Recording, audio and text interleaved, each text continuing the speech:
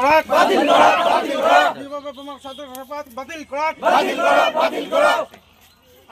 প্রমাণ সদস্যপদ বাতিল করা বাতিল করা বাতিল করা বিভাগ প্রমাণ সদস্যপদ বাতিল করা বাতিল করা বাতিল করা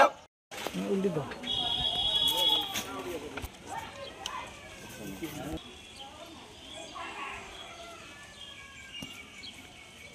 আলাবাটা নিলে एक्सपीरियंस है मामले में तो ना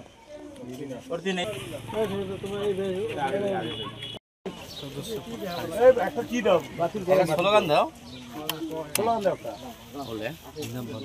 রূপসী গাঁও পঞ্চায়তৰ ৬ নং খণ্ড সুগতিকাতা খ শাখাৰ যিটো মনোনীত প্ৰাৰ্থী হাবিবা বেগম তাৰ প্ৰথমতে আমি অৱগত নাছিলোঁ পিছত গম পালোঁ যে ই ভুৱা তথ্য প্ৰকাশ কৰি কেনে নমিনেশ্যন ছাবমিট কৰিছে কোৰ্টত এফিডেভিট কৰি কেনে পিছত আমি গম পালোঁ ডকুমেণ্টখিনি ওলাই কেনে চালোঁ তাৰ ৩টা সন্তান হয় এইটো আমি returning officer Assam panchayat election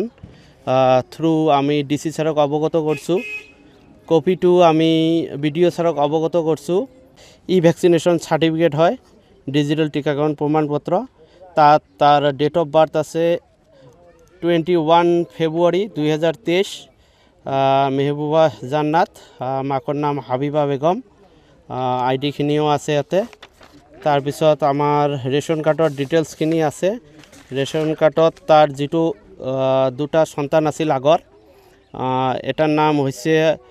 Mehjabin Hussain আৰু এটাৰ নাম হ'ব নেক্সট মাসুমা হোসেন